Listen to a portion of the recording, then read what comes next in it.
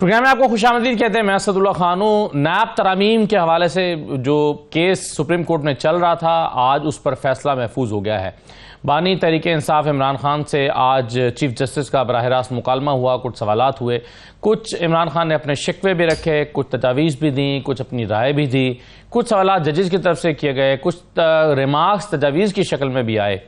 क्या बातें हुई इस पर तो हम आज के प्रोग्राम में बात करेंगे, लेकिन साथ ही साथ आज हमने इमरान खान के सेल की कुछ तस्वीर सरकारी तौर पर जो जारी हुई हैं, अदालत में रिपोर्ट की सूरत में पेश की गई, वो सामने आई हैं, जिसमें अंदाज़ा होता है कि किस किस्म की सहूलियात उनको दी गई हैं और कितनी बड़ी वो फैसिलिटी है या कितनी कम फैसिलिटी है। बहरहाल इमरान खान ने आज जेल में कहा कि मवाजना आप कर सकते हैं मुझे दी गई सहूलियात का और माजी में नवाज शरीफ को दी गई सहूलियात का। ज़ाहिर है उसमें एसी था, इसमें एसी नहीं है, उसमें मुशक्कती था, इसमें मुशक्कती नहीं है।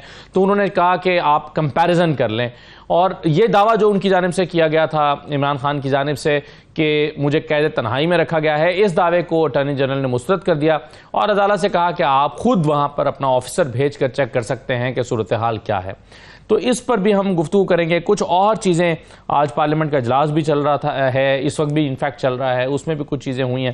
तो इन तमाम मौज़ूआत पर बात करेंगे। हमारे साथ बैरिस्टर अकील मलिक साहब मौजूद है, मुस्लिम लीग नून के रहनुमा। बहुत शुक्रिया बैरिस्टर साहब, खुशामदीद कहते हैं आपको। हमारे साथ डॉक्टर हुमायूं मोहम्मद साहब मौजूद हैं, सेनेटर हैं पाकिस्तान तहरीक इंसाफ के रहनुमा। बहुत शुक्रिया डॉक्टर साहब, आपको भी खुशामदीद, और उम्मीद है कि शैला रज़ा मुझे कुछ देर में ज्वाइन कर लेंगी।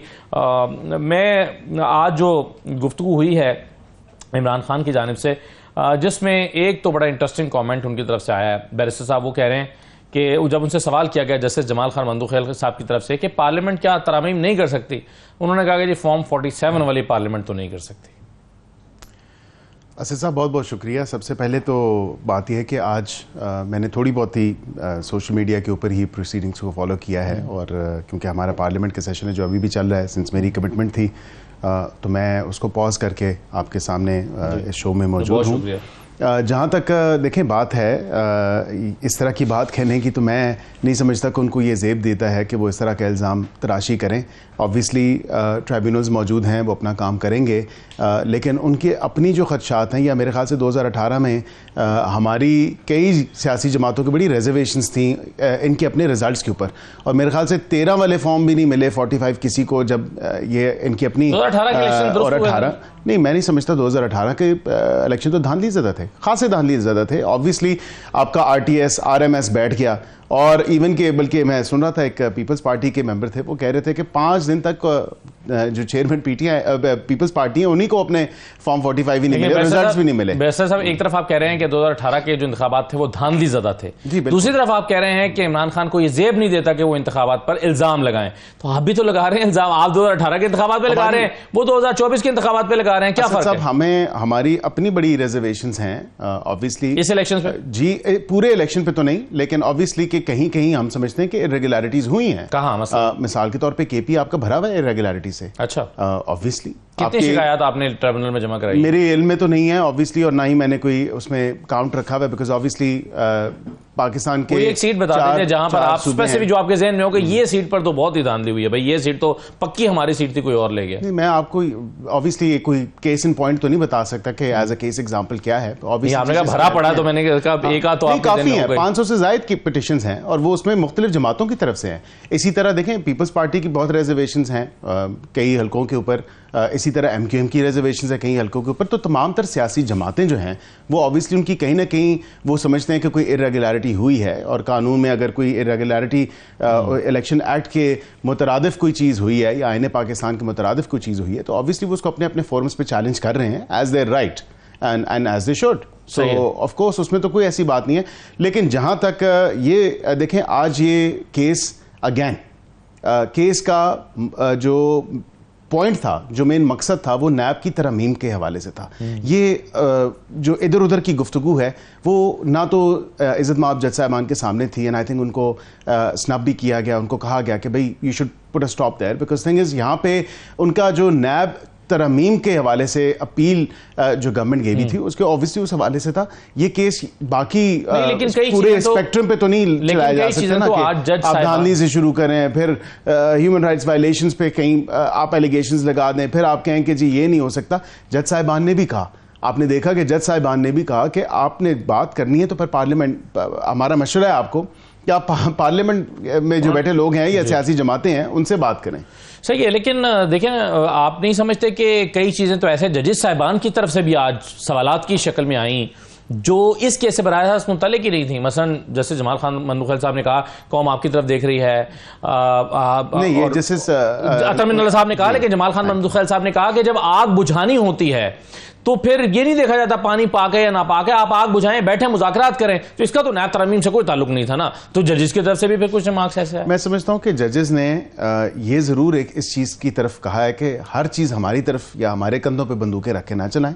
आप बराए मेहरबानी पॉलिटिकल इश्यूज को पार्लियामेंट के अंदर और पॉलिटिकल पार्टीज के साथ बैठ के इस, लेकिन ये कोई अनहोनी बात तो नहीं है ना कि अदालत में केस चल रहा हो, इधर उधर की बात ना हो। तो बड़ी रूटीन, आप तो खुद वकील हैं, आपको पता होती हैं बातें, होती हैं रूटीन की, लेकिन आई थिंक कि माजी में तो हमने ये भी देखा कि लतीफ खोसा साहब से कहा गया कि सरदार क्यों लिखते हो, तो वो केस सरदारी के नाम पर तो नहीं था। तो ये मतलब ये चीजें तो रूटीन में चलती रहती हैं, चलती हैं, लेकिन मेरे ख्याल से बेहतर होता कि अपनी जो उनका मुद्दा था उसको बयान किया जाता, पर उस मुद्दे को शायद नहीं बयान किया गया और वो अब रिजर्व है जजमेंट, तो वो जब भी सुनाई जाएगी वो देखा जाएगा। एंड आई थिंक मेरे जो एक थोड़ी बहुत कानूनी जो मैं सारा अमल देख रहा था, मेरे ख्याल से ये मामला यही होगा कि पार्लियामेंट ऑब्वियसली सुप्रीम है और पार्लियामेंट कानून साजी जानती है और पार्लियामेंट कानून साजी करना का इख्तियार रखती है और ये पार्लियामेंट में ही जाना। हम कनेक्ट नहीं कर पा रहे हैं गालिबन हमायूं मोहम्मद साहब। ओके, हमारे साहब कनेक्ट हो गए हैं। हमारे साहब दो चीज़ें अभी तक हमने डिस्कस की हैं। एक तो ये कि इमरान खान ने आज कहा कि फॉर्म 47 वाले लोग तरामीम नहीं कर सकते। इस पर जो है वो बैरिस्टर साहब की राय है कि बड़े नामुनासिब ये बयान है और ये इल्ज़ाम तराशी है इन इलेक्शन पर। पहले आप इसको रिस्पॉन्ड कर दें, फिर मैं दूसरी बात पे आता हूं जो भी जिस पर हम डिस्कस कर रहे थे। देखिए, बिस्मिल्लाहिर्रहमानिर्रहीम, इय्याका नअबुदु व इय्याका नस्तईन। अच्छा, इस तरह है, जब हम बात करते हैं फॉर्म 47 की कि ये नहीं कर सकते, आपने देखा होगा कि जब हाई कोर्ट ने बुलाया है इस्लामाबाद में तीनों PMLN वालों को और बाकी सब जितने भी वहां से जिन्होंने किए थे कि भाई आप अपने अपने फॉर्म 45 ले आए। अब सिवाय पाकिस्तान मुस्लिम लीग नून के बाकी सब अपने फॉर्म 45 ले गए। चूंकि इनके पास फॉर्म 45 है नहीं, इन लोगों ने कहा कि हम नहीं लेकर जाते, और जब लेकर नहीं जा रहे तो अब ये बहाना मार रहे हैं कि जी अभी देखें अभी स्टेज पे क्या है। अभी सिर्फ और सिर्फ जज ने कहा है, जो कि ट्रिब्यूनल का जज है, उसने कहा है अपने फॉर्म 45 ले आओ। ये लोग कहते हैं जज हमारे बायस्ड हो गया। अब अगर जज इनसे फॉर्म 45 नहीं मांगेगा तो क्या इनसे किसी रेस्टोरेंट का मेन्यू मांगेगा, कुछ और मांगेगा, कोई क्या नहीं, उन्होंने राजा खुर्रम नवाज साहब ने कहा कि जी माहौल नहीं है फॉर्म 47 वहां पर देने का, वो ट्राइब्यूनल में माहौल ही नहीं बन पाया, एतमाद भी नहीं है, माहौल भी नहीं है, इसलिए उन्होंने जमा नहीं कराया। वो कहते हैं कि सही ट्राइब्यूनल बनेगा तो उस पर देंगे। नहीं, और किधर माहौल बनेगा? मतलब मुझे समझ नहीं आती माहौल क्या माहौल है, ये किस माहौल की बात कर रहे हैं? अगर ट्रिब्यूनल में जब ये कहते हैं, जब हमेशा हम बात करते हैं कि क्या है, और हम अभी ये याद रखें हमने तकरीबन 160 टोटल सीटों को चैलेंज किया हुआ है, जिनमें से 80 के करीब हम नेशनल असेंबली में, उनमें से ये पहली 3 खुल रही हैं। अब ये पहली 3 खुल रही हैं तो ये कहते हैं माहौल नहीं है, इनको माहौल नहीं है, ये माहौल कर रहे हैं। इनको एक अगर ट्रिब्यूनल का जज इनको सिर्फ किस चीज के लिए बुला रहे हैं, कोई मतलब किसी की शादी के लिए बुला रहे ना, वो कह रहे हैं आओ अपने उसमें लिहाज से, इलेक्शन के लिहाज से हमारे साथ बैठो और बताओ कि तुम लोगों के पास फॉर्म 47 है या नहीं है। अब अगर इनके पास फॉर्म 45 है या नहीं है, अब इनके पास अगर फॉर्म 45 नहीं है तो फिर आगे बात क्या करेंगे? इनके पास नहीं है, किसी भी नहीं है। अगर सही मानों में देखा जाए, हम वैसे ही तो नहीं कह रहे कि इनके पास टोटल जो है वो 17 सीटें जायज इनकी शायद बनती हैं, बहुत ज्यादा तीर मार लिया तो 20 के करीब। बाकी इनके पास फॉर्म 45 है ही नहीं, ये है ही फॉर्म 47 की। अब जिन लोगों के पास मैंडेट ना हो, आप उनसे क्या पार्लियामेंट में वो कराओगे? और ये याद रखिए, ये मैं नहीं कह रहा है, ये इनके अपनी लीडर मरियम नवाज भी कह रही हैं। उन्होंने कहा हुआ है कि अगर उनके पास मैंडेट नहीं है तो उनसे आप क्या एक्सपेक्ट कर सकते हैं कि वो कोई पार्लियामेंट में किसी किस्म का लॉ पास करेंगे? मैं नहीं कह रहा, ये मैं इन्हीं के लीडर की बात कर रहा हूँ और तो कुछ नहीं कर रहा। तो इनको सिंपल कहें कि खुदा के लिए एक काम करो मेरे भाई, मुल्क का टाइम मत वेस्ट करो, लोगों का टाइम मत वेस्ट करो। आप अपनी मन मौजी करते फिर रहे हो, फॉर्म 45 लेकर इलेक्शन ट्रिब्यूनल पहुंच जाओ और अल्लाह अल्लाह खैर से अल्लाह, अगर आपके पास फॉर्म 45 पूरे हैं तो आप जीत जाओगे, फॉर्म 45 पूरे नहीं है तो जाओ अपना रास्ता लो। क्यों सब लोगों को, पूरे मुल्क को तबाह करके रखा हुआ है? किस बात पे तुम लोगों ने तबाह करके रखा हुआ है? ये लोग डेमोक्रेसी नहीं चाहते, ये लोग। ये बिल्कुल सही है डॉक्टर साहब, आपने सही कहा। आप इसको रिस्पॉन्ड करना चाहेंगे? वो कह रहे हैं थोड़ा सा मैं इसमें इस्लामाबाद की सीटों पर खासतौर पर कह रहे हैं कि ओपन एंड शट केस है, आप फॉर्म 45 लेकर आइए, पता चल जाएगा। मैं थोड़ा सा इसमें एक्सप्लेन करता हूँ, थोड़ा सा एक एज ए वकील भी और एज ए पॉलिटिशियन भी, उसमें थोड़ा सा ये असद साहब, ये एक एलिमेंट है। आज प्रेस कॉन्फ्रेंस भी आपने देखी कि इस्लामाबाद के तीनों कैंडिडेट्स ने किए और उन्होंने वाज़े तौर पे अपनी जो तहफ़्फ़ुज़ात हैं उनका जिक्र भी किया और बताया भी कि हमें क्या क्या रिजर्वेशंस हैं। सबसे बड़ा इशू पता क्या आ रहा है? सबसे बड़ा इशू ये है कि हाई कोर्ट के जज तो बिल्कुल नो डाउट कि वो हाई कोर्ट के जज हैं, बट आई थिंक कि जब आप एक additional responsibility as a tribunal आपको बैठना पड़ता है ना, फिर ट्राइब्यूनल का एक तरीकाकार थोड़ा मुख्तलिफ है। वो हाई कोर्ट की रिट जुरिस्डिक्शन के हवाले से आप उस तरह 199 की जो पावर्स हैं उस तरह नहीं आप चला सकते कोर्ट को। आपको ट्राइब्यूनल का इलेक्शन एक्ट 2017 में पूरा प्रोसीजर दिया गया है जिसमें सीपीसी है और सीपीसी के तहत चलाना है, बजाय इसके कि आपने एज ए रेट जुरिस्डिक्शन मतलब जब कानून बनाया गया था तो क्या कानून बनाने वालों को नहीं पता था कि जज को ये काम नहीं आता होगा? नहीं, आई थिंक पता है उनको। बात जिस तरीके से चला रहे हैं उस पे एक बड़ा क्वेश्चन मार्क आता है। उस पर वजह यह है कि इनको देखें, नोटिसेस होते हैं, समन्स होते हैं, उसके बाद फिर अखबार इश्तिहार होता है। ये इतना मतलब एक बड़ी अजीब किस्म की जल्दबाजी देखी जा रही है। और दूसरी बात यह है कि ये नहीं कभी भी कहा, तीनों कैंडिडेट्स कहते हैं कि हम अपने फॉर्म 45 जमा कराने के लिए तैयार हैं, हम अगर करा नहीं रहे। लेकिन उसमें सर एक गुजारिश थोड़ी सी सुन लेना। उसमें यह है कि मुस्तफा नवाज खोखर साहब ने जमा कराए, बाकी कैंडिडेट्स ने जमा कराए, जो तीनों पिटिशनर्स हैं ये गए हैं, इन्होंने जमा कराए। जज साहब ने राइट दे रहे हैं, देन उन्होंने कहा जी हाँ जी ये तो मैच कर रहे हैं। This he can't do. Thing is के ये उसके फोरेंसिक्स होने हैं, इनको जो मैच करना है सबसे पहले तो वो होंगे एग्जिबिट, पहले तो उनपे होगी ना जिरा। आप ये कह रहे हैं कि वो जाली हो सकते हैं? नहीं, मैं देखिए, can not be ruled out, can not be ruled out. ये नहीं है कि दो लोगों के पास सेम बॉटल ऑफ वाटर है जब उन्होंने और वो कहें कि जी हमारी सेम है, आपकी डिफरेंट है। जज साहब ने कहा कि अगर कोई जाली डॉक्यूमेंट देगा तो उसको जेल भेजूंगा, तो इस बात को ना मुस्तफा नवाज खोखर ने माइंड किया, ना पीटीए वाले ने माइंड किया, इसको वो माइंड कर रहे हैं जिसने अभी दिया ही नहीं है फॉर्म 45। देखें द ऑनरेबल ट्राइब्यूनल जो जज साहब हैं उनको क्या करना चाहिए? उनको ये करना चाहिए कि ये डॉक्यूमेंट्स एक्सेप्ट करें सबके, उसके बाद उनकी तरफ से डॉक्यूमेंट्स आते हैं जब ये, तो इसका बाकायदा तरीके से ये एग्जिबिट होंगे। कितने दिन में ट्रिब्यूनल ने फैसला करना होता है? 180 दिन में करना। तो आप कह रहे हैं गैर जरूरी जल्दबाजी, कितने दिन गुजर गए हैं? आप मुझे बताएं, पाकिस्तान की पूरी पॉलिटिकल एंड लीगल हिस्ट्री में आप मुझे एक केस बता दें जिसका 180 दिन में फैसला हुआ है। कासिम सूरी साहब 4.5 साल एक स्टे ऑर्डर के पीछे गलत रहे। Two wrongs don't make a right. लेकिन मैं ये बात आपको ये जो कहना चाह रहा हूं इस पे थोड़ी सी ये देख लें कि अगर एक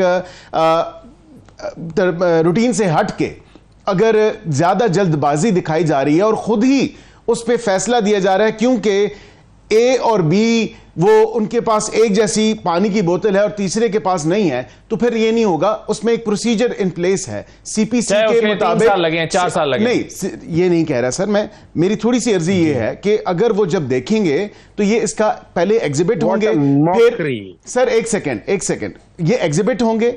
अब प्रोसीजर तो यही है ना, इन्होंने एग्जिबिट होना है, इस पे शहादतें होनी है, जिरा होनी है, उसके बाद अगर ये फोरेंसिक के लिए भिजवाना चाहते हैं पाकिस्तान में, पाकिस्तान से बाहर, ये एक एक डॉक्यूमेंट जो है पूरे जितने भी पोलिंग स्टेशन 320 हैं इन सबका फोरेंसिक्स होगा। फोरेंसिक तो 5 साल में काम नहीं हो सकता सर, इसीलिए तो फिर कानून में 180 दिन क्यों रखे गए? इसीलिए जब ये प्रोसीजर है तो 180 दिन क्यों रखे गए हैं कानून में? देखिए 180 दिन ये 2017 में डॉक्टर कानून, ये एक कमेटी बनी थी और आज on the floor of the house वजीर कानून ने भी ये कहा कि ये आप लोग सारे बैठे थे और तमाम जमातों से लोग बैठे थे, ये आपका डिसाइड किया हुआ सारा मामला है और उस टाइम रिटायर्ड जजेस का भी इन्होंने ही डाला था। सही है, ये पीटीआई के तमाम पर लोग बैठे थे। एक शख्स के पास 350 फॉर्म 45 हैं और बाकियों के पास भी इसी तरह। तो एक एक कागज अगर एक एक कागज का फॉरेंसिक होना है तो ये मुमकिन है कि 180 दिन में हो सके? क्या ये मुमकिन है डॉक्टर साहब? देखिए जी, सिंपल सी बात ये है, ये लोग मुझे समझ नहीं आ रहे हैं। वैसे तो अकील साहब बहुत अच्छे लॉयर लगते हैं, लेकिन यहाँ पे जिस तरीके से ये अपने पार्टी का एक भोंडा केस लड़ रहे हैं, मुझे अफसोस होता है मुझे अफसोस होता है अपनी उस यंग जनरेशन के ऊपर के जो कि अपनी पार्टी के लिए इतने बड़े बड़े मतलब मुल्क के साथ मजाक और अननेसेसरी के डिले कर रहे हैं। सर पार्टी की बात नहीं है, मैं तो सिर्फ वो उनकी प्रोटेक्शन तीनों जो पिटिशनर्स हैं उनके rights. Allow me just allow me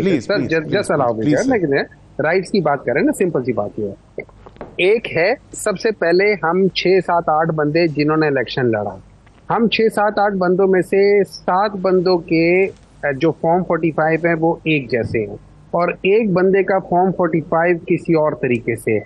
आप मुझे बात बताएं इसमें बेईमानी कौन कर रहा है? मतलब आप मुझे बताएं कि इसमें बेईमानी कौन कर रहा है? क्या वो 7 जिनके फॉर्म एक जैसे हैं या वो एक जिसके फॉर्म या है नहीं या उसके फॉर्म पर? सर ये तो बादी नजर में है ना, ये बादी नजर में है, ये प्रीमिस ऑफ राय आप कह रहे हैं। हो सकता है कि नंबर 2 मुझे अभी लेटेस्ट से खबर आई है कि चांद में एक ऐसा फोरेंसिक लैब है जहां पे ये भिजवाना चाहते हैं कि वो चांद में जाके पता चलेगा, क्योंकि वहां पे ऐसी रेज आती हैं जिसकी वजह से शायद वो जो इंक होती है वो बेहतर तरीके से नजर आती है। अरे खुदा के बंदो यार, आप लोग कितना झूठ बोलोगे यार, कितनी कौम को कितनी दफा झूठ बोलोगे कि आपको समझ नहीं आ रही है कौम। वो ये कह रहे हैं कि अदालत ने एक प्रोसीजर को तो फॉलो करना ही है ना सर, बोलते हो कैसे प्रोसीजर को तो सर कट शॉर्ट नहीं किया जा सकता ना। बात ये कि रिस्पोंडेंट्स की भी राइट्स है, पिटिशनर्स की भी राइट्स है। मैं तो कह रहा हूं कि किसी का हक तलफी नहीं होनी चाहिए, कानून में जो चीज दी गई है उससे तो कम से कम फॉलो किया जाए ना। इनको प्रॉब्लम ये है, ये कहते हैं कि हम भी 5 साल बगैर जीते हम लोग रह जाएं अगर मतलब एक बंदे ने गलत काम किया था। ये उसको प्रीटेक्स्ट लेते हुए कह रहे हैं कि यार तुम पाकिस्तान की अदालत के सिस्टम में आप ही की पार्टी का था ना, फैसला कर सकती है। ये तो जब तक 6 साल 7 साल ना दे ये फैसला कर ही नहीं सकती है। और खुदा के बंदो यार, कभी हम लोग इस मुल्क के लिए सोच ले यार, फॉर गॉड सेक आप लोग क्या कर लोगे? काश कासिम सूरी के टाइम तीर मार लिए थे तो अगले 3 सालों में तीर मार लोगे। काश कासिम सूरी के टाइम पे भी यही यार, अगर कासिम सूरी के टाइम पे कासिम सूरी के टाइम पे आप कर लेते। Are you trying to justify के? I am not justifying, but I am saying कि maybe this awakening should have been there, this awakening should have also been there. I am not trying to say, sir, with utmost respect, I am not. Sir ji, are you trying to say अच्छा, allow me are you trying to say कि एक बंदे का जो गलत हुआ था आज हम 180 बंदे का गलत उस एक बंदे की वजह से करेंगे? कल हम 350 चीजें गलत उस एक गलती की वजह से करेंगे? क्या हम अपने आप को करेक्ट करने जा रहे हैं या हम और गलत करने जा रहे हैं? यार खुदा के लिए मैं आप सब लोगों से हाथ जोड़ता हूँ, इस मुल्क के साथ खिलवाड़ ना करो। हम लोग पहले ही बहुत सताए हुए हैं, हर चीज के सताए हुए हैं। इतना प्यारा मुल्क है, इतना अच्छा मुल्क है, सिर्फ चंद लोग जो झूठ बोल के जो सिर्फ जो यहाँ पे काबिज होना चाहते हैं, उनका और कोई काम नहीं है, सिर्फ काबिज होना चाहते हैं बाय हुक और बाय क्रुक, उसके अलावा कुछ नहीं। यार खुदा के लिए हम लोग सारे, चाहे कासिम सूरी हो, चाहे मैं हूं, चाहे आप। डॉक्टर साहब एक और चीज आज कही है इमरान खान ने, उन्होंने कहा कि जी नैब तो हमारे दौर में भी हमारे कंट्रोल में नहीं था और नैब को कोई और कंट्रोल करता था। जबकि नून लीग कहा करती थी कि नैब न्याजी गठजोड़ है। ये नारा हमने 4-4.5 साल तक 4 साल तक इनफैक्ट ये सुना कि नैब न्याजी गठजोड़ है। तो इस पर अब नून लीग आज क्या कहती है? एक तो ये, और दूसरा सर मुझे इजाजत दीजिएगा, एक छोटा ब्रेक मुझे डॉक्टर साहब लेना है। ब्रेक के बाद मैं वापस आ जाता हूँ और वो तस्वीरें आपको दिखाते हैं जो इमरान खान के सेल की आज जारी हुई हैं, उस पर उसका कंपैरिजन कैसे किया जा सकता है नवाज शरीफ साहब के साथ, करना चाहिए भी या नहीं करना चाहिए। एक ब्रेक के बाद वापस आ रहे हैं।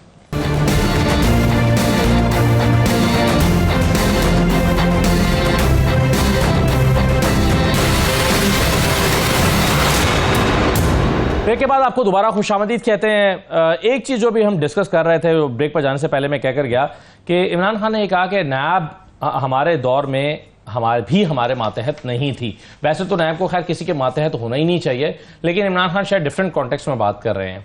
और लेकिन हम उस वक्त भी जो अपोजिशन थी उस वक्त की, वो ये कहती रही कि ये नैब न्याजी गठजोड़ है जो हमारे खिलाफ सारी कार्रवाइयां हो रही हैं। पहले अगर आप इजाजत दें तो हमारी मोहम्मद साहब कुछ कहना चाहते थे। मैं डॉक्टर साहब, क्या आप ये कहना चाहते हैं कि उस जमाने में जो नून लीग के बेतहाशा लोगों को गिरफ्तार किया गया, शाहिद खाकान अब्बासी से लेकर मिफ्ता इस्माइल, एहसन इकबाल, राना सनाउल्लाह तो खैर नैब में ना गए लेकिन दूसरे केसेस में गए, तो इन ख्वाजा आसिफ, आमदन से जायद असासे, राना सनाउल्लाह पे बाय द वे आमदन से जायद असासों का केस बना था, ये सब जो है वो नैब अपने तौर पर कर रही थी, आप ये कह रहे हैं? देखिए, मैं आपको एक बात बता देता हूँ। मुझे नहीं पता कि हम लोग पाकिस्तानी कितना सच बोलते हैं या कितना सच सुन सकते हैं या कितना सच बर्दाश्त कर सकते हैं। पाकिस्तान में आप इलेक्शन कमीशन की मिसाल दे रहे हैं। पाकिस्तान में आज से पहले, बल्कि आज भी अगर आप बेशुमार जो एक मेजर जो लोअर जुडिशरी या बाकी भी है उनकी मिसाल ले लें, पाकिस्तान में आप किसी हद तक एक बहुत बड़ा तबका पॉलिटिशियन की मिसाल लें, पाकिस्तान में आप ब्यूरोक्रेसी की मिसाल ले लें। अनफॉर्चुनेटली हमारा कोई इदारा एज सच इंडिपेंडेंट मींस के जो कि एक मेरिट के ऊपर बगैर किसी प्रेशर के काम करता हो, कोई नहीं है। ठीक है, ये हकीकत है। अगर आप इसको हकीकत को तस्लीम नहीं करना चाहते, सौ बिस्मिल्लाह, लेकिन ये हकीकत है। ठीक है, अब इसमें हमने देखा है पास में नैब ने फॉर गुड और बैड हमेशा एक पॉलिटिकल रोल या एक क्या कह सकते हैं उसे, ऐसा रोल प्ले किया जो कि सराहा नहीं जा सकता। हालांकि मेरी नजर में जो अगर हम लोगों ने चेक एंड बैलेंसेस नहीं रखे तो हमारे जी सही है। चलें सर, आपकी जरा कनेक्शन में प्रॉब्लम आ रहा है, मेरा ख्याल है दोबारा कनेक्ट कर लें। इन द मीन वाइल में हमारे साथ कमर ज़मान कायरा साहब मौजूद हैं। कायरा साहब बहुत शुक्रिया। मैं सबसे पहले सर उमर अयूब साहब का आज का बयान सुनवा के आपसे आपके 2-4 मिनट लेना चाहता हूं। उमर अयूब साहब का क्या की बात सुनिए। वो कहते हैं कि नून लीग और पीपल्स पार्टी आपस में कंफर्टेबल नहीं है और वो इसी साल इलेक्शन देख रहे हैं। सुनिए उन्होंने क्या कहा है। इस हुकूमत के ऊपर किसी का ना कोई एतमाद है, ना ये वो सख्त फैसले ले सकते हैं। हवा का रुख जो है वो रब की मदद के साथ बदल रहा है। महीनों में मेरा ख्याल है बहुत जल्द इस साल के अंदर अंदर ही इलेक्शन, मुझे इलेक्शन नजर आ रहा है। ये हुकूमत गिरेगी और बहुत जल्दी गिरेगी और अपनी बोझ की वजह से गिरेगी। एक सीनियर पीपल्स पार्टी के साहब है, उनसे मैंने पूछा, मैंने कहा जी थोड़ा किसकी पीठ में पहले मारेगा? तो उन्होंने कहा देखें मुस्लिम लीग नून हमारे पीठ में मारेगी या हम लोग मारेंगे। खुल्लम खुल्ला बात हो रही है। तो लिहाजा इस हुकूमत के दिन जिने हुए। Sir, leader of the opposition Kaira साहब ये कह रहे हैं कि अदम एतमाद है नून लीग और पीपल्स पार्टी के दरमियान। इनमें से कोई भी एक दूसरे की पीठ में छुरा पहले मार सकता है, ये दावा ऑपोजिशन लीडर ने किया है। आप कैसे देख रहे हैं उनकी स्टेटमेंट को? पीटीआई के गैर संजीदा रवैये की एक आला मिसाल ये भी है। और दूसरी बात यह है कि अगर ऐसा है तो उनको तो गुड लक तो है, मुबारक हो उनको। बड़ा अच्छा हो गया उनके लिए कि हुकूमती इत्तेहाद में दरारें पड़ गई, बड़ा मजेदार हो गया उनके लिए। तो तीसरी बात यह है कि उमर अयूब साहब ये न कहें तो क्या कहें कि इनका आपस में बहुत अच्छा इत्तेफाक है और मिलजुल के चल रहे हैं और पाकिस्तान के मसाइल के हल के लिए ये आपस में यकजान हुए बैठे हैं और सर जोड़ के कोशिश कर, ये तो नहीं कहेंगे ना। तो यही कहेंगे लोगों के अंदर, अपने कारकुन को भी उन्होंने हौसला देना है कि नहीं नहीं भाई कोई मसला नहीं, हम तो बस इलेक्शन हो रहे हैं और ये हुकूमत जा रही है। तो ये बहुत हुकूमतों के बारे में हम भी यही कहते रहे, हमारे बारे में भी यही कहा जाता रहा और हुकूमतें चलती रहती। ये रूटीन का बयान है आप समझते हैं? रूटीन का नहीं, उनके अलावा वो तो उसके अलावा आप मुझे बता दीजिए वो क्या स्टेटमेंट। वो ये कह सकते थे कि इन दोनों में मुखमुखा चल रहा है और मिल बांट के लगे हुए हैं, जैसे कि माजी में वही बात है ना कि आपस में इनका। देखिए मसला क्या है, बात तो फिर यही हुई मुखमुखा चले। मैंने आपने बड़ी आला किस्म की, सर मैंने उनका स्टेटमेंट कोट किया कि माजी में वही अल्फाज इस्तेमाल करते हैं। आपने निकाली, आपने तो आपने अपने दिल की बात कह ली। अपने नहीं कायरा साहब, दिस इज अनफेयर। मैंने कहा कि वो लोग माजी में ये इस्तेलाह इस्तेमाल करते रहेंगे। छोड़ दीजिए ना, मैंने आपके मुंह से सुना इसलिए मैंने कह दिया। सो मेरी बात मैं तो कोट कर रहा हूँ, आपकी मैं कर लेता हूँ। सो गुजारिश है, मैं को आपको इल्जाम नहीं दे रहा, मैं सिर्फ ये कह रहा हूँ कि अगर वो ये कहा तो इसका मतलब भी तो यही है ना कि हम आपस में बड़े सुलूक इत्तेफाक में हैं। चले हम फेयरली ना सही, मुखमुखा बकौल आपके या बकौल उनके उसके तहत है, तो मेरा हुकूमत तो बड़ी तगड़ी है ना। यही कहना तो ये तो वो नहीं कह सकते, वो यही कह सकते हैं जो उन्होंने कहा है। तो मेरे ख्याल में इस खबर के अंदर कोई बड़ी खबर नहीं है। उमर अयूब ने जो कहा इसके अलावा उनके पास कोई लफ्ज है ही नहीं। और दूसरा वो जो कह रहे हैं इलेक्शन देख रहे हैं, भैया सामान के अंदर को हर तरफ हरा हरा नजर आता है, उनको आने दे क्या सही है। हाँ चलिए, ये बात तो आपकी ठीक है कि जब तहरीक इंसाफ की हुकूमत थी तो ऑपोजिशन भी ये कहा करती थी उस वक्त भी कि भाई ये इलेक्शन का साल है, वो 3-4 साल तक ये हमारे एहसास तो है। अच्छा सर ये बताइए कि अभी इससे पहले हम बात कर रहे थे नैब के हवाले से। आज जो इमरान खान ने स्टेटमेंट दी और सुप्रीम कोर्ट में दी और उनके सामने की, उन्होंने कहा नैब हमारे कंट्रोल में नहीं थी। यानी बेसिकली उन्होंने डिसऑन कर दिया कि जितनी गिरफ्तारियां उस जमाने में नैब के तहत होती रही हैं उसमें हमारा कोई इख्तियार नहीं था, हमने किसी को सियासी इंतकाम का निशाना नहीं बनाया। और बदले में वो कहते हैं कि 5 दिन में मुझे 31 साल की सजाएं सुनाई गई हैं इलेक्शन से पहले। ये आज सुप्रीम कोर्ट में उन्होंने कहा है। आप इत्तफाक करते हैं इस बात से जो स्टेटमेंट उन्होंने दी है? बड़ी माजरत के साथ माफी चाहता हूं, आप मुझसे क्या तवक्को करते हैं? मैं कहूंगा हाँ, मैं कह सकता हूँ। बात यह है कि इमरान खान साहब की बातें तो उतनी ही मतलब गैर मंतकी हैं और गैर असूली हैं जितना उनका मौका हुकूमत में गैर मंतकी था। बात यह है कि खान साहब बाकायदा नैब को हदायत देते रहे, उनके वजीर बयान देते रहे कि कल फलां पकड़ा जाएगा, परसों फलां पकड़ा जाएगा, और बाकायदा जेलरों को वजीर आजम हाउस से फोन जाते रहे। नैब का जो कारकर्दगी थी, और मुझे कहने की खैर जरूरत भी नहीं है, इसलिए कि मैं अगर आपसे ही कहूं कि आपकी क्या राय है तो आप भी खान साहब की स्टेटमेंट को सर्टिफाई नहीं कर सके। सही है कायरा साहब, मगर इशारा उनका जिस तरफ है वो समझते हैं कि उस वक्त की जो एस्टैब्लिशमेंट थी, सर छोड़िए ना, वो उनके वो क्या कहते हैं मेरे लिए वो अहम नहीं है। मेरे लिए ये अहम है कि आप क्या सोचते हैं, मैं क्या सोचता हूँ, कौम क्या सोचती है। वो इमरान खान के बयान की हकीकत है। अब भयाई की तरह तो उसमें क्या करना, क्या बात करनी है। तो सर अब जो फिर 190 बिलियन पाउंड केस है, या तोशाखाना के जो केसेस हैं, या नैब के जो केसेस हैं, इसको आप दुरुस्त समझते हैं? आप समझते हैं कि आज नैब के ऊपर असर रसूख नहीं है?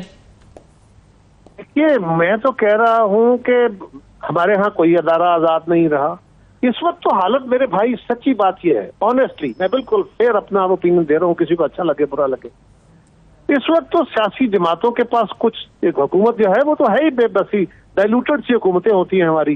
कुछ हुकूमत जो सिविल होती है उसके पास इख्तियार होता है, कोई एस्टेब्लिशमेंट के पास होता है, कुछ अदालतों के पास होता है। आजकल तो होता यह है कि रोज सुबह उठ कर लोग देखते हैं अदालत क्या कह रही, फलां जगह मीटिंग हुई है उसका क्या रिजल्ट आ रहा, मीडिया के अंदर डिबेट चली है, सोशल मीडिया में क्या है। लोग हुकूमत की तरफ कम देखते हैं। हमने तो हुकूमत को बहुत हिस्सों में बांट दिया है, और सियासतदान सिवाय गालियां खाने के इख्तियारात की हद तक तो बहुत कम इख्तियार उधर रह गया है। अदालत ने बहुत सारे इख्तियार ले लिए, आप मीडिया ने बहुत सारे इख्तियार ले लिए, वकला ने ले ली। इस मुल्क के अंदर जो मजहबी तबका है वो अपने तौर पे बादशाह है, वो किसी की बात सुनने को तैयार नहीं है, वो अपनी मर्जी के इंटरप्रिटेशन करके कहता है हम जो कहते हैं यही सदाकत है। तो इस मुल्क के अंदर तो बड़े सारे मसाइल हैं, इसको तो तरफ। आपने ये जुमला यही कहा जो मैं सुन पाया कि आपने कहा कि बेबस सी हुकूमत है ये। मैं हमेशा गवर्नमेंटों को कह रहा हूँ, इस मुल्क के अंदर डाइल्यूटेड हुकूमतें होती हैं। कुछ गवर्नमेंटों के पास इख्तियार होता है, सिविल गवर्नमेंटों के पास बहुत सारे इख्तियार तो हमारे बहुत सारे इदारे ले चुके होते हैं ना। इस्टेब्लिशमेंट के पास हाँ, अदलिया के पास हाँ, मीडिया के पास हाँ, उलमा के पास हाँ, बेशुमार तबके हैं ना जिनके पास इख्तियार है। इख्तियार क्या है? एक जमात, मजहबी जमात उठती है, वो आके चैलेंज करके कहती है हम इस्लामाबाद बंद करने लगे, हम जीटी रोड बंद करने लगे हैं, और गवर्नमेंट में बस है। गवर्नमेंट उनके खिलाफ अगर कोई एक्शन करती है लीगल तो उसके ऊपर आप खड़े हो जाते हैं, सोसाइटी कहती है जी ये बड़ा जुल्म हो रहा है। इसी तरह जनरली भी अगर किसी के खिलाफ केसेस बन जाते हैं तो आज हालात ये हो गई है कि जिसके खिलाफ जनरली पता होता है कि इसके खिलाफ जनरल केसेस बने हुए हैं, वो भी झटाई से कह रहा होता है कि मेरे साथ जुल्म हो रहा है, और उसकी भी बातें चल रही होती है मीडिया में अंदर, उसकी भी सोशल मीडिया के अंदर तस्वीर आई है, क्योंकि वो उसके पास सोर्सेज हैं, उसके पास वसाइल हैं, और उसने कंपनियां हायर की हुई हैं, उसका सोशल मीडिया अकाउंट बड़े अच्छे तरीके से मैनेज हो रहे हैं। सर एक सवाल मैं और रखता हूं, फिर मैं इसी सवाल को बाकी मेहमानों के पास ले जाऊंगा। कायरा साहब, आज तस्वीरें कुछ जारी हुई हैं इमरान खान के सेल की। हम आज तक ये सुनते रहे हैं, चूंकि ये पहली मरतबा तस्वीरें आई हैं, कि उनको बहुत सारे कमरे मिलाकर उनका एक बड़ा सेल बना दिया गया है, और जिसमें वो वॉक भी कर सकते हैं, जिसमें वो एक्सरसाइज भी करते हैं, और बड़ी पुरतायुश किस्म की उनकी जेल है। इतनी शहाना के माजी में किसी और को नसीब नहीं होगी। लेकिन तस्वीर शायद आपकी नजर से भी गुजरी हों। आज उन्होंने ये कहा है, इमरान खान ने सुप्रीम कोर्ट से, कि मेरे और माजी में नवाज शरीफ के सेल से या उनकी जेल से कंपैरिजन कर लिया जाए। यानी इनके पास रूम कूलर है, उनके पास एसी था, उनके पास मुशक्कती था, इनके पास मुशक्कती नहीं है, और कमरा भी बड़े छोटे साइज का है, वॉशरूम भी दिखाई दे रहा है, एक्सरसाइज का सामान शायद बाहर उसमें पड़ा हुआ है। तो आप कैसे, क्या आप कंपैरिजन करना चाहेंगे, और क्या वाकई साबिक वजीर आजम को इसी तरह की क्लास मिलनी चाहिए? पहली बात तो यह है कि किसी को भी क्लास नहीं मिलनी चाहिए। अगर कोई मुल्जम है, कोई कैदी है, हाँ, जब तक वो मुल्जम है, इल्जाम है तो बिल्कुल नहीं, उनको बड़े एहतराम से रहना चाहिए, उनके ऊपर इल्जाम है। लेकिन ये एहतराम बाकी लोगों का भी होना चाहिए, उनके साथ भी हाई हैंडेडनेस नहीं होनी चाहिए। लेकिन अगर किसी को जुर्म साबित होकर सजा हो जाती है तो फिर उसके साथ रियायतें नहीं होनी चाहिए। ये हमारा मजहब भी कहता है, कानून भी कहता है। तीसरी बात, आपने इमरान खान साहब के बयान तो सारे ही आज मुझसे सवाल कर दिए कि उन्होंने ये कहा तो क्या राय है। उसके जवाब में जो हुकूमती तरफ से वकला ने या अटॉर्नी जनरल ने या जो भी गवर्नमेंट के तर्जुमान थे, उन्होंने जो बातें कही हैं कि जनाब आप तो गलत चाहे तो जाके वहां पर अपना कोई कमीशन भेज के चेक करा ले, आप अपने तौर पर तसल्ली कर ले, उसका भी जिक्र फरमा देते हैं। मैंने इंट्रो में भी किया और उस आपसे आपकी आमद से पहले भी हम इसकी बात कर चुके हैं। अटॉर्नी जनरल ने क्या कहा ये मैं बता चुका। मेरे सवाल के तो आपने मुझ पर तो सवाल किया। चलिए मैं माजरत चाहता हूँ, दोहरा देता हूँ। अटॉर्नी जनरल ने भी कहा कि जी भेजें वहां पर आप सुप्रीम कोर्ट अपना ऑब्जर्वर भेजें और खुद फैसला करें। तो मेरे ख्याल है ये ज्यादा अच्छा होता कि आप ये मैं होता तो, अगर मैं मेरी राय में, चले मैं आपको नहीं कहता, मेरी राय में ये ज्यादा मौजू है कि अटॉर्नी जनरल साहब के बयान को और खान साहब के बयान को इकट्ठा रख दें एक तरफ और सुप्रीम कोर्ट से मुतालबा करें कि वो अपना कोई कमीशन भेज के चेक करा लें, ताकि ये डिबेट बने ही ना। बिल्कुल सही है। चलिए बिल्कुल ठीक है, लेकिन आप क्या बैरिस्टर अकील मिर साहब आप कैसे देखते हैं उस वक्त नवाज शरीफ साहब के पास जो सेल था जिसमें एसी वगैरह लगा हुआ था, चले ये तो एक अलग बात है कंपैरिजन करना। एक बात याद रखिए, हेलो जी काहे साहब, एक बात याद रखिए, खान साहब ने एक अमेरिका में स्टेटमेंट दी थी जी कि मैं जाके इसे उतरवाऊंगा, इतना ही मैंने कहना चाहता जी बिल्कुल उन्होंने ये कहा था, लेकिन उतरवाया नहीं था। बिल्कुल सही है। लेकिन सर मेरा सवाल दूसरा है। मेरा सवाल यह है कि आज तक नून लीग के लोग तो ये कहते रहे कि जनाब इतने लाख रुपए का खाना खा गए और पुरतायुश किस्म की जेल है और ऐसी जेल तो आज तक कभी किसी ने नहीं काटी। ये बयानिया या बयान तो गलत साबित हो गया नून लीग का। इन तस्वीरों से अंदाजा नहीं होता। आप कभी अडयाला जेल गए हैं? नहीं। मैं गया हूं अंदर। अच्छा, मैं बाहर देखा है और मैंने देखा है ऑनेस्टली स्पीकिंग, मतलब नॉर्मल जो एक बैरक होती है जी, मैंने वहां पे अंदर मैंने रहा भी हूं, मैंने देखा भी है। ये जो मैंने आज तस्वीरें देखी हैं ये वाकईतन पुरतायुश हैं। और मैं नहीं समझता कि मियां मोहम्मद नवाज शरीफ साहब को या मरियम साहिबा को क्या वहाँ पे मुख्तलिफ इम्पोर्टेड सीरियल नहीं पड़े हुए, क्या वहाँ पे जितने भी ड्राई फ्रूट है वो नहीं पड़ा हुआ, वहाँ पे सेपरेट बाथरूम भी कमरे में ही है।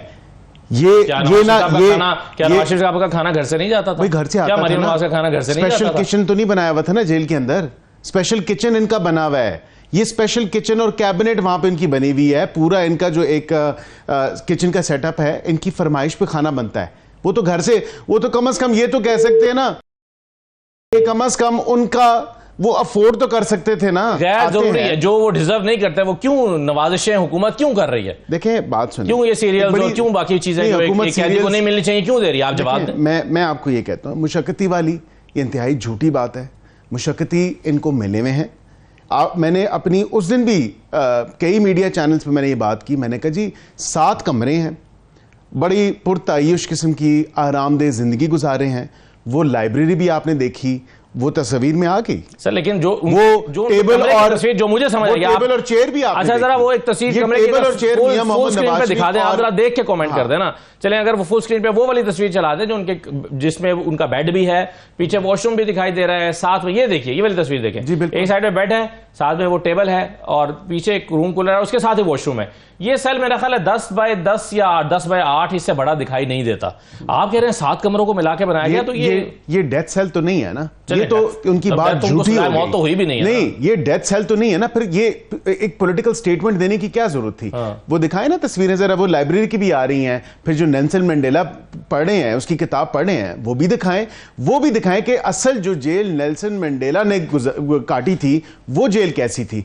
माजरत के साथ जो मरियम साहिबा को, जो मियां साहब को जो जेल मुयस्सर थी या जो इस तरह थी, या इवन के भुट्टो साहब को जो जेल मुयस्सर थी, या इवन के राणा सनौला साहब को जिस तरह की काल कोठरियों में डाला हुआ था, माजरत के साथ इससे वो छोटे ही कमरे थे, वो बड़े कमरे नहीं थे।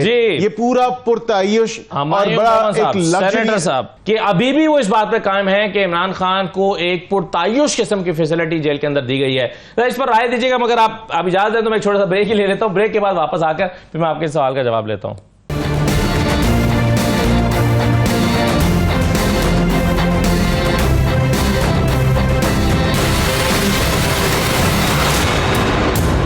दोबारा आपको खुशामदीद कहते हैं। डॉक्टर हमायूं मोहम्मद साहब, मैं ब्रेक पर जाने से पहले सवाल करके गया था आपसे, इमरान खान को जेल में जो फैसिलिटी दी गई है इस पर बैरिस्टर साहब कह रहे हैं कि अभी भी इस बात पर वो कायम है कि ये इससे बेहतर फैसिलिटी आज तक किसी को नहीं दी गई। इसमें बिल्कुल सही कहते हैं, इससे बेहतर फैसिलिटी किसी को नहीं दी गई थी। इन लोगों को प्रॉब्लम होती थी जब इमरान खान कहता था, और उसने कहा किया कभी नहीं है कि अगर मैं एसी उतार दूंगा उस पर इनकी जान जाती थी। यहाँ आपने इमरान खान का और दूसरे कमरे को सामने देखा हुआ है। अब मैं अगर ये कहते हैं ना कि मरियम नवाज का कमरा इससे छोटा था, तो मैं सिंपल से पूछता हूँ, इस कमरे में मुझे बात बताएं, वो कुकिंग जगह जहां पे मरियम नवाज साहिबा जो कि एक जीनियस है, जिन्होंने इम्प्रोवाइज किया था इस्त्री का, फ्राई पैन से इस्त्री का नया तरीका इम्प्रोवाइज किया था, वो कहाँ किया था? मतलब वो इसमें कोई जगह है? इस चारपाई जो आपने साइड पे दिखाई हुई है, इसकी टोटल लेंथ होती है 6 या 6.5 फुट होगी, ठीक है। उसकी चौड़ाई होती है तकरीबन 3 फुट के करीब होती है। तो 6 और 3 ये हो गए, मतलब 3 फुट ये हो गए। बाकी आपने देखा एक टेबल है, जो टेबल जो होती है वो आमतौर पर 2 से 2.5 फुट की होती है, और उसके साथ कुर्सी कर लो तो वो तकरीबन 4 फुट ये लेती है। दरमियान में टोटल 2 फुट की जगह नहीं रहती। तो 3 और 4 6, 3 और 4 7 और 2 दरमियान में हो गए, तो 8 से 10 फुट का तो उसका वो है। 6 चारपाई ये 4 है, तो बहुत ज्यादा अगर आप इसको कर लेंगे तो 10 बाय 10 का कर लेंगे या 8 बाय 10 का इसको कहेंगे। अब अगर इसमें आप मुझे एक बात बताएं, वो फ्राइंग पैन कहाँ गया? मैं तो ये सोच के परेशान हूं कि आइंस्टाइन बेचारा क्या कर रहा होगा कि जब उसको पता चलेगा कि यहाँ पे तो लोग फ्राइंग पैन के साथ कपड़े इस्त्री करते थे, उसका क्या बनेगा? देखिए, ये लोग झूठ बोलते थे, आप इनसे क्या एक्सपेक्ट करते हैं? ये सच बोलेंगे? इन्होंने कभी आवाम से सच बोला है?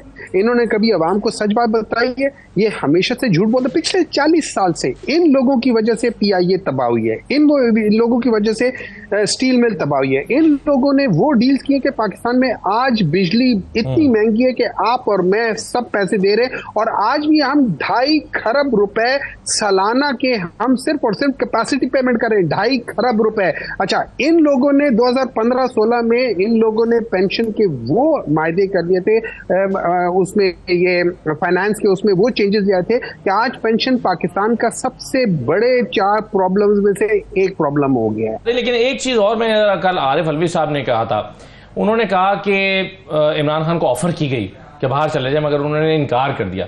तो सुनिए आरिफ अलवी साहब ने क्या कहा था। ऑफर दी गई कि या तुम शहर छोड़ो, तो इमरान खान ने कहा कि मैं मर जाऊंगा, पाकिस्तान नहीं छोड़ूंगा। जी, वैसे साहब आपने कब हुकूमत ने ऑफर की कि मुल्क से बाहर जा सकते हैं डील लेकर, की थी ऐसी? नहीं, हुकूमत ने तो कोई ऑफर नहीं की। किसने की? मुझे नहीं पता किसने ऑफर किया। अगर किसी को ऑफर, मेरे ख्याल से ये खुद ही से ऑफर्स बना रहे हैं कि कोई ऑफर इनको कर ही ना दे, लेकिन मेरे ख्याल से इनको कोई ऑफर नहीं है, ना तो इनको कोई डील है, ना ही इनको कोई डील है। अच्छा। और जो केसेस हैं वो इनको फेस करने हैं, जो आए रोज इदारों के खिलाफ जो ये ज़बान इस्तेमाल कर रहे हैं, जो जिस तरह का ग्राफिक मटीरियल लगा रहे हैं अपनी ट्विटर पोस्ट पे, एक्स पोस्ट पे, आपने देख ही लिया ऑब्वियसली, जिस तरह के ये चाहते हैं कि इदारे आपस में तसादम की एक ऐसी सिचुएशन पे आ जाएं कि इदारों के अंदर बैठे हुए कल राना सनाउल्लाह साहब ने कहा कि बातचीत का कोई इम्कान रह ही नहीं क्या? नहीं, अब तो नहीं रहता, खत्म, बातचीत नहीं होगी, अब बिल्कुल बातचीत नहीं होगी इनसे।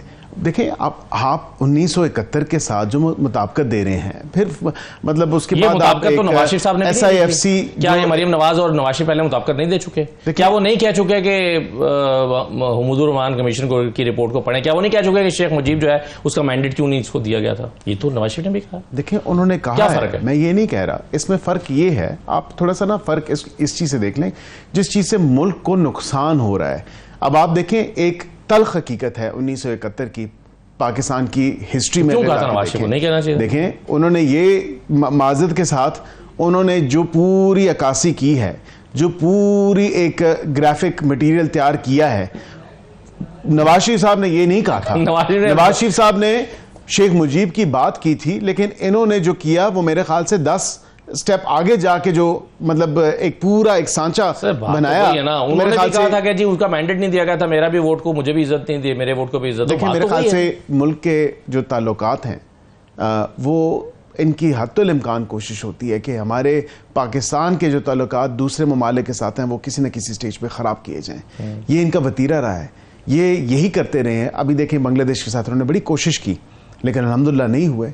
अब ये चाह रहे हैं, जो मुल्क यहाँ पे SIFC के थ्रू इन्वेस्ट करना चाह रहे हैं, ये इन्होंने एक और कैंपेन स्टार्ट की है। वो कैंपेन आपने देखी कि SIFC के ऊपर इन्होंने इस तरह का मतलब भोंडे इल्ज़ामात लगाए और क्या क्या कहा, उसको मतलब एक फेलियर की तरफ लेके जाने की कोशिश की माजरत के साथ। ये वही SIFC है जिसमें सऊदी अरेबिया 5 जो $1 बिलियन है वो कमिट कर चुका है। जी। $10 बिलियन UAE कमिट कर चुका है। बड़ी अच्छी बात। इसके अलावा ईरान भी इसमें आ रहा है। इसके अलावा चाइना सीपेक अभी ऑलरेडी ऑनगोइंग, पीएम का जो विजिट है चाइना में वो सीपेक फेज 2 उसका शुरू हुआ है, MOU साइन हो चुके हैं। ये तो बड़ी अच्छी खबर है पाकिस्तान के लिए। तो बात सुने, हम हो या ना हो, it doesn't matter, Pakistan should be there. And this is what I'm saying कि politicians come, politicians go। Pakistan बिल्कुल सही है, पाकिस्तान को सबसे ऊपर होना चाहिए और पाकिस्तान ही सबके मुफादात से आगे होना चाहिए। बहुत शुक्रिया बैरिस्टर साहब प्रोग्राम में शिरकत करने के लिए। हमारे साथ डॉक्टर हमारी मोहम्मद साहब भी मौजूद थे, हमें कमर जमान कायरा साहब ने भी ज्वाइन किया। इजाज़त दीजिए, अल्लाह हाफिज़।